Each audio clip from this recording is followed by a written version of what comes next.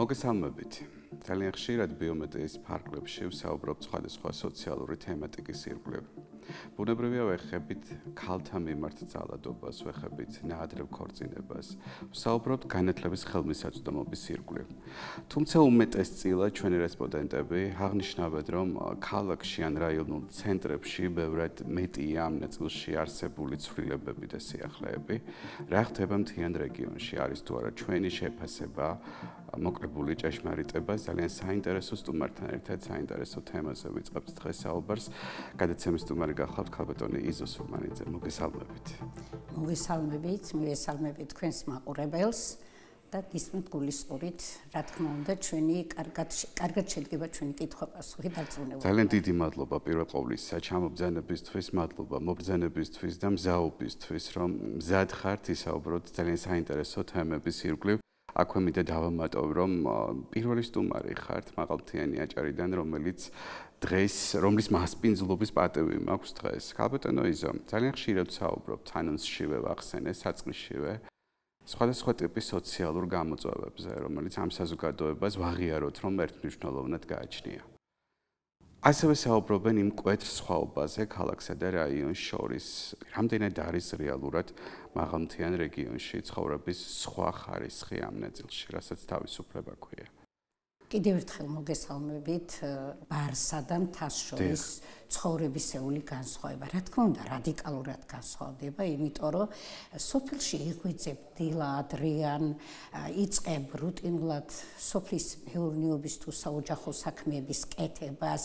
აქ ადამიანები დაკავშირებული არიან მიწათმოქმედებასთან, ფერმერულ მეურნეობასთან, მეცხოველეობასთან, თუნდაც იმიტომ რომ აქ უნდა შექმნან მათ სარჩო საბადებელი ზამთრისთვის, მოემზადონ სტუმრისთვის, იმიტომ რომ მაღალმთიანეთში ჯერ კიდევ შემორჩენილია აი ის ქართული სტუმართმასპინძლური ტრადიციები და ყველა ოჯახი თავისებურად ემზადება, რომ სტუმრისთვის იყოს ყოველთვის მზად და ის სტუმარმასპინძლური ტრადიცია არ დაირღვეს. არანაირი პრობლემა არ აქვს. აი ეს განათლების ხელმისაწვდომობასთან დაკავშირებით შევჩერდები ახლა ამ საკითხზე, იმიტომ რომ ძალიან მტკივნეული არის ეს, რომ ქალაქში რა თქმა უნდა მეტი შესაძლებლობებია, თუმცა 1304 მასწავლებელი მუშაობს ამ წუთში ხულოს მუნიციპალიტეტში. ეს არის ადგილობრივების 99%. მაპატეთ, აქვე დავამატებთ გასულ გადაცემაში აღნიშნეთ კიდეც ის ფაქტი, რომ ეროვნულ გამოცდებზე ყველაზე მაღალ შედეგს აღწევს მაღალმთიანი რაიონების მოწაფეები. სწორედ ამაზე მინდა რომ მოგახსენოთ, რომ ადგილობრივი კადრებით არის მთლიანად დაკომპლექტებული ყველა სკოლა, მხოლოდ განათლების სამინისტროს მიერ პროგრამულად მოვლენილი ძალიან 1% არის აი ამ 1304 მასწავლებელში და რაც შეეხება აი სწორედ ეროვნულ გამოცდებზე ჩვენი აბიტურიენტების წარმატებას, წელს ჩააბარა 155 ეროვნული გამოცდები წარმატებით გაიარა 155 აბიტურიენტმა და აქედან არის 69 ვაჟი და 76 გოგონა და ეს იმასაც ხო არ ნიშნავს, რომ უკვე აღარ არსებობს ბარიერი მთაში განათლების ხელმისაწვდომობასთან დაკავშირებით. მხოლოდ მივესალმები ამ სტატისტიკას, მაგრამ მეორე ნაწილი, რომელზეც მინდა თქვენი ყურადღება შევაჩერო, არის ის, რომ არავისთვის არ არის დაფარული ფაქტი, ჩვენ გვაქვს საკმაოდ მძიმე შიდა მიგრაციის მაჩვენებლები. გურია, იმერეთის სამეგრელო ფაქტობრივად დაიცალა ახალგაზრდების, ანუ აღარ არის ის ბირთვი, ჩვენ ვუშვებთ მათ განათლების მისაღებად და სამწუხაროდ პროცენტულად ძალიან ცოტა ბრუნდება უკან. რა ვითარება ამ ნაწილში მაღალმთიან აჭარაში?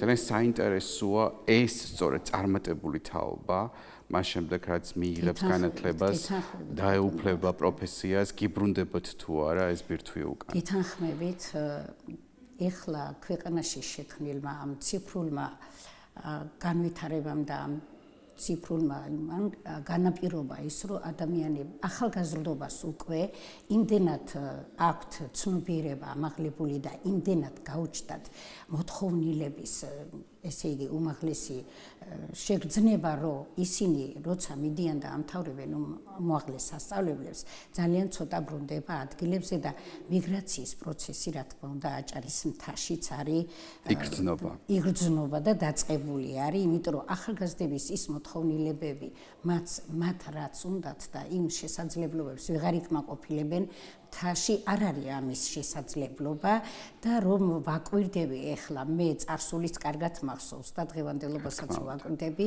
სადღაც მთა უკვე და სოფლები დაბერდა. იმიტომ რომ ახალგაზრდობა ძალიან ცოტა არის და ძალიან მტკივნეული თემაა ნამდვილად და ყოველთვის განვიცდით ჩვენ ნებისმიერი ვინც იქ ვცხოვრობთ რომ რაღაცა არ ვიცი რა არის საჭირო ამისთვის რომ თუმცა სხვა საქართველოს სხვა ეს გლობალური თემა არის და თუმცა ვფიქრობ სხვა რეგიონებთან შედარებით მაინც მთიან აჭარაში მეტნაკლებად უფრო მეტი ახალგაზრდობა არის დღეისდღეობით და ვნახოთ რას თავაზობთ მთაში ახალგაზრდას ძალიან საინტერესოა პარალელურ რეჟიმში აჭარა როგორც ტურისტულად აქტიური რეგიონი ბუნებრივია რომ არის გამორჩეული მთელს ქვეყანაში ტურიზმი აღარ არის დღეს უბრალოდ ვიზუალური მხარე, ტურიზმი არის შეგრძნებების უდიდესი გენერატორი, რომლის პოტენციალი მაღალმთიან აჭარას ბუნებრივია გააჩნია თავისი კულტურულ, ეთნოგრაფიული თუ გეოგრაფიული მემკვიდრეობით. არის თუ არა ხელშეწყობა ამ ნაწილში? მთიან აჭარას აქვს ნამდვილად ძალიან კარგი პოტენციალი, ტურიზმის განვითარების პოტენციალი. ყველაფერს აკეთებს ტურისტული დეპარტამენტი, აჭარის ტურიზმის დეპარტამენტი იმისათვის, რომ განვითარდეს ტურიზმი განსაკუთრებით ამ მთიან რეგიონში, თუნდაც იმიტომ, რომ დაინტერესდეს, ძალიან ბევრი ტურისტი მოდის და ახალგაზრდობა დაინტერესდეს და მთლიანად ჩაერთოს ამ პროცესებში და მოვლენების განვითარებაში. ეხლა ხულოს გოდერძის მიმართულებით ამ სამთო ტურიზმმა ძალიან ხელი შეუწყო, ძალიან ბევრი ახალგაზრდა და ძალიან ბევრი ტურისტი მოდის აქ და ახალგაზრდებიც საკმაოდ არიან დასაქმებულები აქ და სტიმული გაჩნდა, დიახ, აქ საფუძველი უკვე რომ აი აქ გააკეთონ თავიანთი ბიზნესი, გააკეთონ შექმნან ეკონომიკა, შექმნან თავიანთი ფინანსები და აქაც შეიძლება იცით ნორმალური ცხოვრების მოწყობა ამ თაშიც თუ ადამიანი ახალგაზრდა ცოტა გამოიჩენს ყურადღებას, სწორად დაგეგმავს ხვალინდელ დღეს, ტურიზმს გულისხმობ, რა თქმა უნდა და პროგრამულად და კარგად დაგეგმავს თავის მომავალს, მე ვწუნეთ რომ აქაც შეიძლება ნორმალური ცხოვრება, რა თქმა უნდა, ესეც უწყობს ხელს ეხლა მთიან აჭარაში რომ მეტნაკლებად ცოტა კიდევ მიგრაციის პროცესი არ არის ისე დაჩქარებული როგორც სხვა რეგიონებში. გასაგებია. ბუნებრივია ჩვენ ვიცით რომ თას სპეციფიკა აქვს ცხოვრების, ის განსხვავდება ბარისგან და ყოველთვის ასე იყო. განსაკუთრებით აჭარაში, როდესაც შემოდის ტრადიციების და რელიგიის ერთგვარი ნაზავი, რომელიც აწესებს დღის წესრიგს საზოგადოებრივს ბუნებრივია. არის თუ არა დღეს ეს ისე მძაფრად, როგორც იყო წლების წინ. განსაკუთრებით მინდა ყურადღება შევეჩერო ქალის უფლებების ნაწილზე. ჩვენ ვიცით რომ მთაში ქალი ოდნავ მაგრამ მაინც იყო დაჩაგრული მეტად ვიდრე ბარში. არჩევანის თავისუფლების, განათლებაზე წვდომის კომპონენტი და რაც მთავარია ნაადრევი ქორწინება, რომელიც მთლიანად საქართველოს ერთ-ერთი შესაძლოა ითქვას უდიდესი გამოწვევა იყო.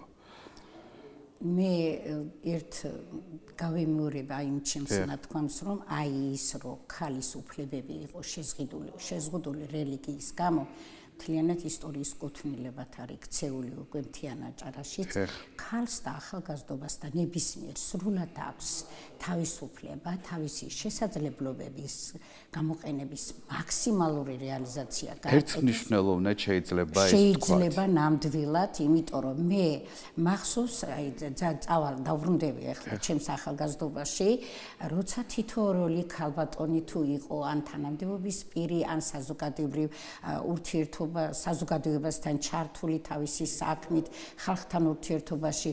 ეხლა იმდენი განათლებული ქალია, მერწმუნეთ, იმდენი ახალგაზრდა ქალბატონი ცხოვრობს ხულოში და ყველა აკეთებს თავის საქმეს ძალიან თავისუფლად და იმ მამაკაცებს ტოლს არ უდებენ ნებისმიერი საქმის პასუხისმგებლობით გადაწყვეტაში. დასაქმების თუ პოლიტიკურ არენაზე გენდერული ბალანსის იდეალურ ნიშნულს თუ არა, სასურველ ნიშნულს მაინც მიუახლოვდით? შეიძლება ეს თამამად განვაცხადოთ? თამამად შემიძლია განვაცხადო, რომ ეხლა ნამდვილად მთიან აჭარაში გულისხმობ არა მარტო ხულოს, შუახევს, რეგიონს მთიანს, რომ ქალბატონები მეტნაკლებად არა შეიძლება იყოს თანაბარი პროცენტი, მაგრამ მაინც სასურველ შედეგამდე არის უკვე რომ ქალბატონები არიან საპასუხისმგებლო თანამდებობებზე, ხელმძღვანელ თანამდებობებზე და ისინი ძალიან კარგად არანაკლებ მამაკაცების საათს. ხაბატონო ისოლდა, როგორ ფიქრობთ ამ შედეგამდე რა მიგვიყვანა? გულწრფელად მიკვირს მართალი კითხვა თქვენი პასუხი, იმიტომ რომ ორგანიზაციები, რომლებიც ყავდა სტუმრად და მუშაობენ უმეტესწილად უფლებების მიმართულებით და განსაკუთრებით ქალბატონების ნაწილში, ერთხმად აღნიშნავენ, რომ ჯერ ისევ არის მთიან რეგიონში სავალალო მდგომარეობა ქალის უფლებრივი მდგომარეობის ნაწილში, განსაკუთრებით სამართლებრივი ჭრილი შემოდის, სამკვიდროს ნაწილი შემოდის, როდესაც ჩავშლით ხოლმე ამ თემატიკას. რა მიმუშავა დადებითად? მე ვფიქრობ, რომ აქ სხვადასხვა ორგანიზაციების მიერ, აი მაგალითად ხულოს მაგალითი გეტყვი და თითქმის მთიანი რეგიონის და აჭარის სხვა მუნიციპალიტეტებში ყველგან ფუნქციონირებს ქალთა ოთახები, რომელიც ძალიან დაგვეხმარა ამ საკითხების მოგვარებაში. 2014 წლიდან შექმნილია ხულოში ქალთა ოთახი, ეს მერსი კორპუსმა გახსნა და გადასცა მერიას სახელმძღვანელოდ და რა სითვალისწინებს? აი, ეს ქალთა ოთახში გაწევრიანებული არიან აქტიური ქალბატონები, ხშირად ვიწვევთ ქალბატონებს იქ ვატარებთ ტრენინგებს ცნობიერების ამაღლებაზე. აი ეხლაც დაგეგმარებული გვაქვს ვარდისფერ ოქტომბერთან დაკავშირებული სკრინინგზე ორგანიზებული წესით, რომ ჩამოვიყვანოთ. ძალიან დიდი მადლობა, მეც ვარ ამ აქტივობის ერთ-ერთი მხარდამჭერი. ქალაქში და ეს გამოკვლევები ჩაიტარონ ქალბატონებმა სრულად უფასოდ, ეს მხარდაჭერა გვაქვს ნამდვილად ხელისუფლებისაგან. ამავდროულად ხულოს მუნიციპალიტეტში და თითქმის ყველა მუნიციპალიტეტში არსებობს პროგრამა სოფლად ცხოვრები ქალების ეკონომიკური გაძლიერების შესახებ. ამას ვახორციელებთ ჩვენ უკვე 3 წელიწადია ეს პროგრამა გვაქვს. ეს ხორციელდებოდა ქალთა ოთახის მეშვეობით, საკმაოდ რაოდენობის გრანტს ყოფს ბიუჯეტში.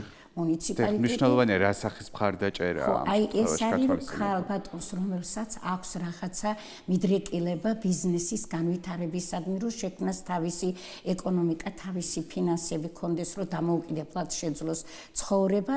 აი აქ ტარდება ჩვეულებრივი კონკურსი, წარმოდგება ბიზნეს გეგმები, სპეციალურად შექმნილი კომისია განიხილავს მაგ როგორც სხვადასხვა გრანტების განაწილებისას ხდება ქვეყანაში, ასევე მუნიციპალიტეტში შეირჩევა სწორედ ის ბიზნეს გეგმა, რომელიც უფრო აქტუალურია, რომელიც ჭირდება ხულოს მუნიციპალიტეტის მოსახლეობას, რომელიც უფრო კარგად მოემსახურება ადგილობრივ მოსახლეობას და ბევრი ინტერესს გააჩენს, კიდევ ბევრი ქალი რო ქალმა რო გამოიჩინოს ყურადღება, ბევრი ადამიანი რო დაასაქმოს, ასეთი ჩვენ უკვე 3 წლის განმავლობაში 30 ქალამდე დავაფინანსეთ.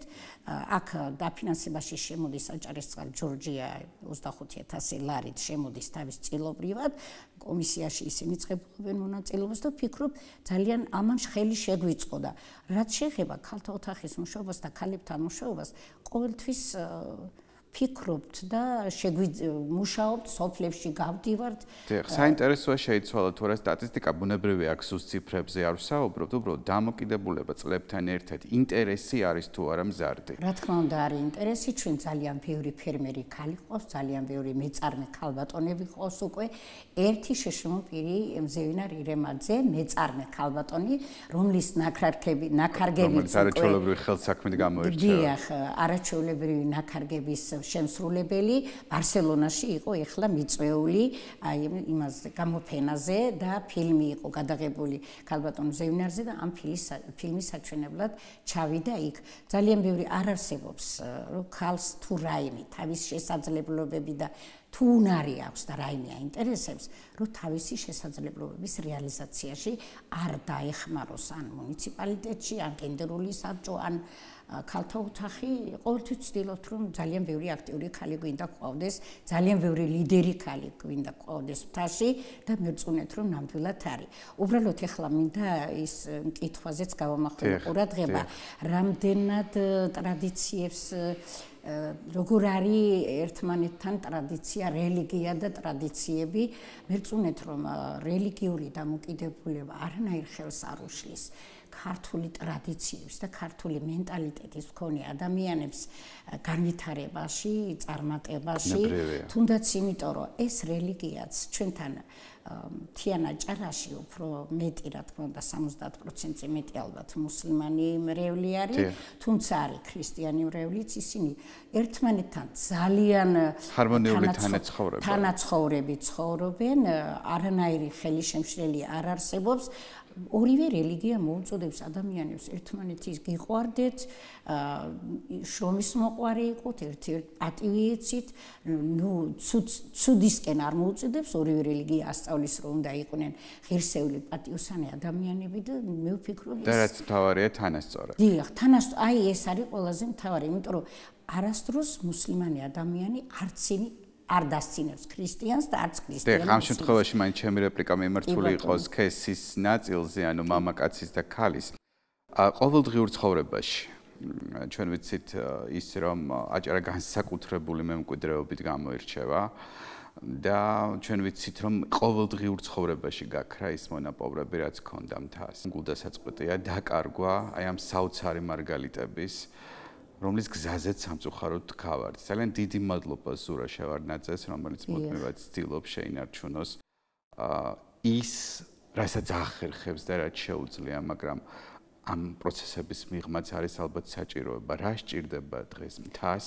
რა სახის მხარდაჭერა, რომ თან შეინარჩუნოს თავისი პირვანდელი სახე? თანდათანობით ამ ციფრული ტექნოლოგიებმა მეთქი ვამბობ კიდევ რომ თანდათან ძველი შეიწირა როგორც ხედავ, იმიტომ რომ მართლაც ჩემ თვალწინ გაქრა ის ძველი ნელა-ნელა ქრება, რომელსაც ეხლა არიან ადამიანები კიდევ რომელიც ავთენტურს და ძველს ეძებენ, თუმცა რაღაცა მონაკვეთში მაინც ტრადიციებს ვინარჩუნებთ მთაში ბართან შედარებით და რა არის საჭირო იმისთვის, რომ მთა არ დავკარგოთ? მე გულწრფელად ვსვამ ამ შეკითხვას. მთა რო არ დავკარგოთ, თავისი ფუნქციით და შინაარსით ბუნებრივი აქ გეოგრაფიას არ გულისხმობ. იმ თვითმყოფადობით, იმ საოცარი კულტურულ, ეთნიკური მონაპოვრებით, რითაც ჩვენ დღემდე ვიცნობთ მთას. საჭირო გეტყვით, რომ საჭირო ბევრი რამ არის, თუმცა ბევრი რაღაცაც კეთდება. მაგრამ აი არ არსებობს ხულოში მაგალითად არც ერთი თითქმის არც ერთი სოფელი და თითქმის არც ერთი ოჯახი რომ რაღაცა კეთილმოწყობილი გზა არ მიდიოდეს მასთან, არ იყოს ელექტროენერგია, ქუჩის განათებები, ესე იგი სოფლის მეურნეობის პროექტების მიხედვით არ არსებობს ოჯახი რომ სხვადასხვა სახის ტექნიკა არ კონდეს, იმისათვის ხელს უწყობენ და ეს არის თითქმის გრანტი არის, ძალიან დიდი პროცენტული დაფინანსებით აძლევენ მათ, რომ ხელი შეეწყონ, რომ არ დატოვონ სოფელი, დაახვნან მიწა, განავითარონ ფერმერული მეურნეობა, ეს ყველაფერი არსებობს, თუმცა მაინც კიდევ და კიდევ მივდივართ იქამდე, რომ ეს გამოწვევის წინაშე რომ მიგრაცია და ეს ახალგაზრდობა მაინც მოდის ცენტრალურ ქალაქებში, დიდ ქალაქებში იყრის თავს. ეს მსოფლიოს გამოწვევა, ეს მხოლოდ ჩვენთან არ ხდება. მსოფლიოს გამოწვევა და ამაზე მწყდება მეგული, რა ვიცი ახლა მე მინდა რომ სოფელი და ხულო განსაკუთრებით და ჩვენი სოფლები არ გახდეს ნასოფლარი და რომ არ ვიცი ახლა მე სხალთაში ვცხოვრობდა როცა მე ყოველდღიურად ჩემს ხალთის მონასტერს რომელიც ოსმალეთის 300 წლიანი იმპერიას ერთადერთი გადაურჩა იმ 300 წლიანი ჩეხვის დაწვის და აწიოკების დროს ფიქრობ რომ ის ადგილი სადაც ეს წმინდა სალოცავი დგას ნამდვილად არ უნდა გახდეს ნასოფლარი და აი ეს ტრადიციებიც უნდა შევინარჩუნოთ როგორმე არ ვიცი ალბათ შევძლებთ ათასისთვის უღრმესი მადლობა. ნადრევი ქორწინების საკითხს უნდა დავუბრუნდეთ, რომელიც უკვე ვახსენეთ. ეს იყო ერთ-ერთი უმნიშვნელოვანესი გამოწვევა ჩვენი ქვეყნის. შეიცვალა თუ არა ციფრები ამ ნაწილში? საგრძნობლად შეცვლილია და იცით, როცა ნადრევი ქორწინება ხდებოდა, ესეც ისტორიის კუთვნილებაა, თუმცა მაინც მახსოვს მე და გავიხსენებ, ნადრევი ქორწინება რო ხდებოდა, ჩვენ ამას ვეძახდით წარსულის მავნე გადმონაშთი. და ეს წარსულის მავნე გადმონაშთი იყო ალბათ სწორედ იმ 300 წლიანი იმპერიის პერიოდის და ის თურქული დამოკიდებულება, მრავალცოლიანობა, აკვანში. თუმცა ფშავშიც, სვანეთშიც, მთაში ზოგადად ვფიქრობ, რომ ეს ტენდენცია ბევრად უფრო ნაკლებ ასაკში შექმნილი ოჯახების არსებობდა მთლიანად ქვეყანაში და ზოგადად ეს ალბათ უფრო კავკასიისთვის დამახასიათებელია. რომ ეს იყო ჩვენთვის წარსულის მავნე გადმონაშთი, იმიტომ რომ აი მუსლიმანურ სამყაროში ბავშვის აკვანში დანიშნა, დაიბადებოდა თუ არა დანიშნული რო იყო, სკოლას ვერ ამთავრებდა, გოგონა დაუკითხავდებოდა. ეს ნამდვილად აღარ არის. აღარ არის ჩვენთან. ეხლა გამონაკლისი თუ ბავშვმა რაიმე შეცდომა დაუშვა მე-11-მე-12 კლასის მოსწავლემ ძალიან იშვიათად ესეც ამ ბოლო წლებში აღარც კი გამიგონია რომ მოხდა ასეთი რაღაცა, იმიტომ რომ ძალიან კარგად აზროვნებენ ეხლა ახალგაზრდა თაობა და ძალიან კარგად ფიქრობენ ისინი თუ როგორ უნდა შექმნან ოჯახები და როდის დადგება ეს მათ ცხოვრებაში. ეს მნიშვნელოვანი ეტაპი თუ ის არ არის ამ მნიშვნელოვანი ეტაპის დასაწყებად. მზად ისინი უკვე ფიქრობენ, უნდა იყოს აუცილებლად მზად და ამის შემდეგ გადაწყვიტოს ეს და ეს უკვე აღარ არის ჩვენთვის მტკივნეული, იმდენად რამდენადაც ამაზე კი მე ვთქვი ეხლა რომ 155 ბავშვი და რომ 76 უფრო მეტი გოგონა უკვე ეროვნულ გამოცდებზე წარმატებით გავიდა და თუმცა ჩვენ მაინც პრევენციის მიზნით მშობლების შვილებთან ურთიერთობაზე, ნადრევ ქორწინებაზე, ცნობიერების ამაღლების მიზნით ძალიან ბევრ ტრენინგებს ვიწევთ ამ ქალბატონებს, სოფლებში გავდივართ და სოფლებში ვატარებთ პირდაპირ რომ აი ამ თანამედროვე ცხოვრების რუტინით რო იცხოვრონ ადამიანებმა და არ ჩამორჩნენ. მნიშვნელოვანი ნაწილს მივუახლოვდით ბუნებრივად შემეცნების ნაწილში. ვინ ზრუნავს იმაზე, რომ მთაში იყოს უწყვეტი დინამიკა შემეცნების, იმ სიახლეების, თუნდაც იგივე ტექნოლოგიების მიმართულებით, თუ ზოგადად სახეცვლილებების. არის არასამთავრობო ორგანიზაციები, რომლებიც მოდიან და დებენ თავიანთ წილ აგურს ამ პროცესში. არის სახელმწიფო უწყებები, რომლებიც ახორციელებენ საჭირო ქმედებებს. ვის იმედად რჩება მთიანი რეგიონი მაშინ, როდესაც საჭიროა მუდმივი შემოდინება სიახლის, იმიტომ რომ შემეცნება და განათლება ეს არის პროცესი დამეთანხმებით, რომელიც არის უწყვეტი ციკლი. ჩემი განვლილი ცხოვრებიდან გამომდინარე, მე გეტყვით, რომ აი რაც მე მახსოვს, ძალიან ბევრს აკეთებს ამისთვის არასამთავრობოებიც და სახელმწიფო უწყებებიც. ეხლა ამ ბოლო წლებში განსაკუთრებით სახელმწიფო უწყებები ძალიან ბევრს აკეთებს იმისათვის, რომ ამაღლდეს ცნობიერება და შეინარჩუნონ ამ ადამიანებმა ის ღირებულებები, რაც აუცილებელია სოფელში, ახალგაზრდობაში და ადამიანებში. ამას აკეთებს არასამთავრობოებიც, აკეთებს სახელმწიფო უწყებებიც. და სწორედ აქედან გამომდინარეა სახელმწიფო უწყებებისა და არასამთავრობოების მეშვეობით ერთად მივდივართ სოფლებში კომპაქტურად ბევრ ადგილებზე, სადაც უფრო მეტი მოსახლეობაა და იქ ვატარებთ. არსებობს ქალთა მხარდაჭერის ერთგვარი სისტემა, რომელიც შეშვებულია და ფუნქციონირებს. ქალთა მხარდაჭერის სისტემა არის სწორედ ის, რაც მე უკვე აღვნიშნე, ქალთა ოთახი და ის სოფლად ცხოვრები ქალების ეკონომიკური, ფინანსური, ეს ბენეფიტები, რომელსაც უკვე მიაღწიეთ.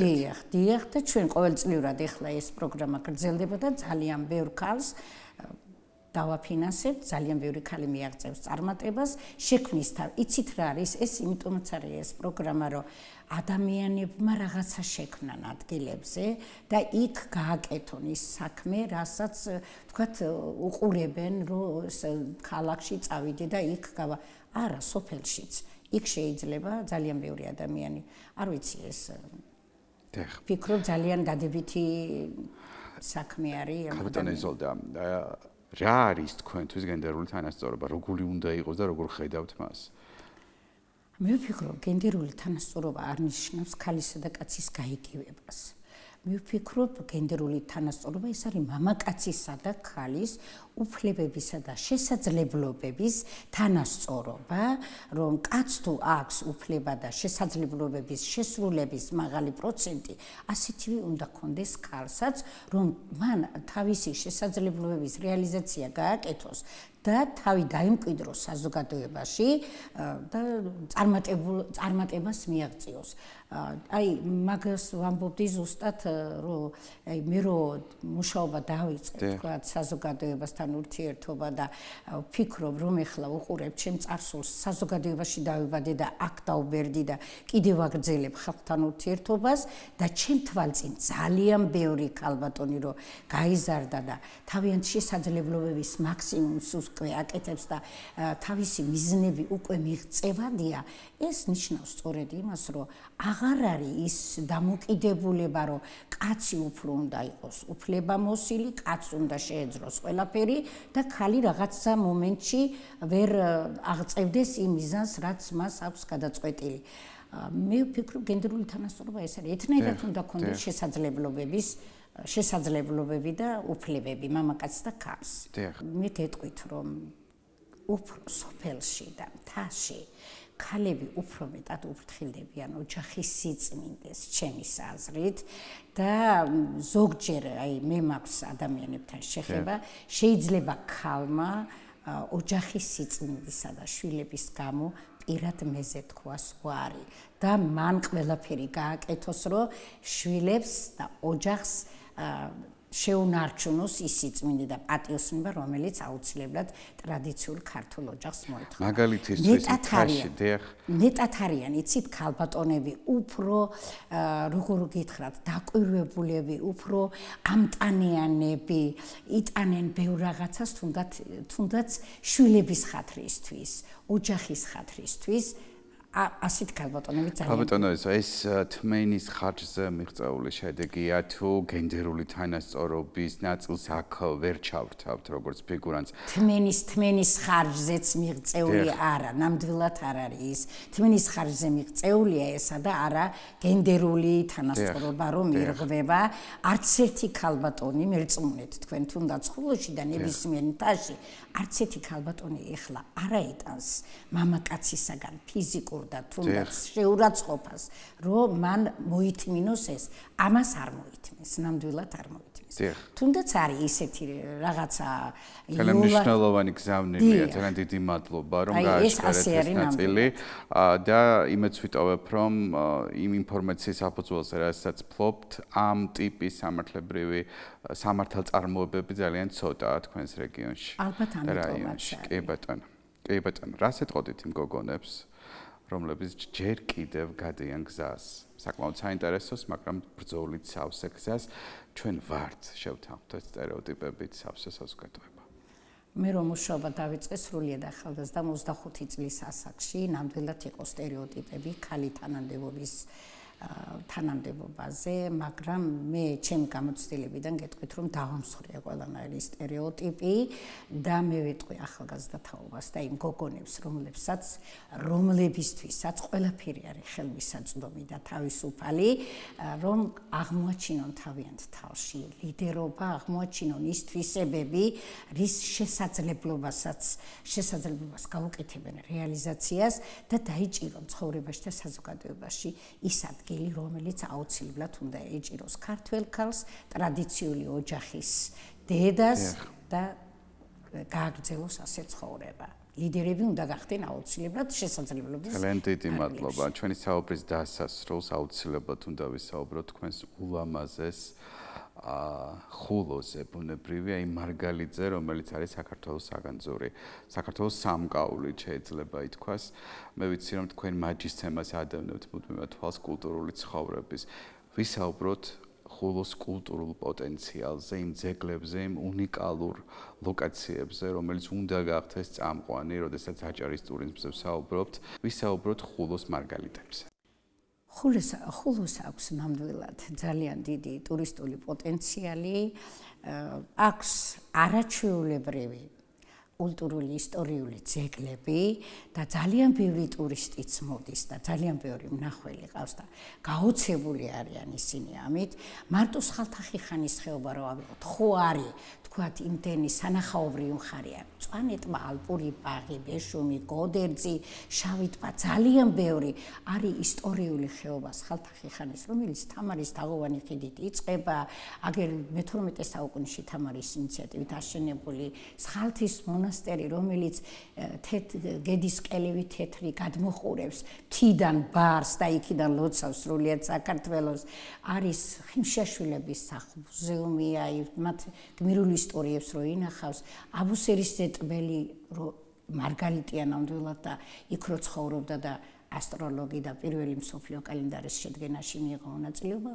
ყველაზე მაგარი ტურისტული ლოკაციაც გვაქვს ხიხანის ციხე, სადაც თამარ მეფეც თავს აფარებდა და არსებობს ლეგენდა, რომ თამარ მეფე გვირაბით მიდიოდა ზარზმის ეკლესიაში და ლოცავდა მთლიანად საქართველოსა და ქართველებს და ვერწმუნეთ რომ ხულოს იმდენად საინტერესო ლოკაციები აქვს ტურისტული და იმდენად კულტურული განვითარებისთვის არის მზად რომ იქ არ ვიცი მე რამდენი ადამიანი ვფიქრობ რომ ყოველთვის იყო მზად დღეს არ არის მზად არის ყოველთვის გამოირჩეოდა კულტურული მასპინძლობით აი ამ კულტურული ისტორიებით კულტურული ლოკაციებით თავიანთი წარსულით თავიანთი ტრადიციებით ვფიქრობ ხულო არის მთიანი აჭარა არის რაღაც განსაკუთრებული ხულო არის საქართველოს მარგალიტი აუცილებლად უნდა დავსვაკითხო შეზღუდული შესაძლებლობის მქონე პირთა ცხოვრებაზე რაიონში. რა სიახლეები, რა მიღწევები ამ ნაწილში და თუ კი გავითვალისწინებთ ისევ გენდერულ საკითხს, როგორია ქალი შშმ პირების ცხოვრება დღეს იქ, სადაც თქვენი ყოველდღიურობა.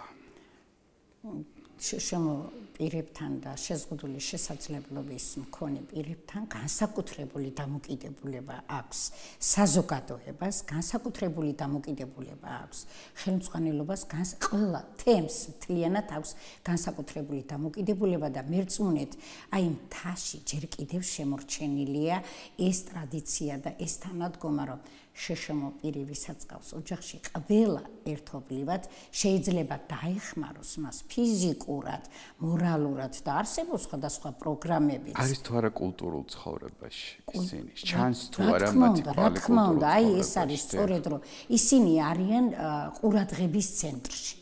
მე დასაწყისში გითხარით და ეხლა ვიმეორებ კიდე რომ მე გარკვეულ პერიოდში მუშაობდი ქალთა ოთახში და განსაკუთრებულად დამაკავშირა ამ ოჯახებს ვისაც ყავდათ შშმ პირები და რომ არ ვიცი აი მათ უფლებებზე მათ რამდენი რამის გაკეთება შეუძლიათ ამ უფლებებზე და ყველაფერზე ჩვენ ტრენინგებს ვატარებდით, ვისწრებდით, მივდიოდით მათთან საჩუქრებით, ვამხნევებდით. ყველა ადამიანს შეუძლია თავისი საქმე აკეთოს ძალიან ღირსეულად, ღირებულად და აი თქვენ ხართ ყველაზე მაგარი და ძლიერი მაგალითი ყველასთვის მისაბაძი, თუნდაც რომ ნამდვილად არ არსებობს შეზღუდული შესაძლებლობები. ძალიან დიდი მადლობა ამ განწყობისთვის, კეთილგანწყობისთვის, იმ კომპეტენციისთვის, იმ სიყვარულისთვის და სითბოსთვის, რომელიც სტუდიამდე მოგვიტანეთ. უღრმესი მადლობა თქვენი დროისთვის.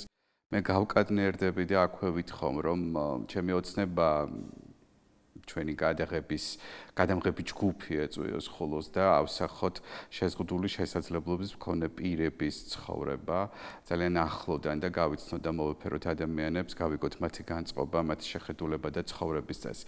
იმედია თქვენ იქნებით მედიატორი ჩვენი და აუცილებლად გაგვიყვანთ სწორ კვალზე. მადლობა ძალიან დიდი მობრძანებისთვის, მადლობა ყველა იმ სიკეთისთვის, რომელიც ახსენეთ და მადლობა იმ ისტორიისთვის, რომელსაც ასე რეფერებით და უნახავთ მომავალ თაობებს. მადლობა თქვენ. მაყურებელს საქმე შევახსენებთ, ბიომეტრიის სტუმარი გახდათ ქალბატონი იზო სურმანიძე. მადლობას გიხდით ყურადღებისთვის და მომავალ შეხვედრამდე გემშვიდობებით.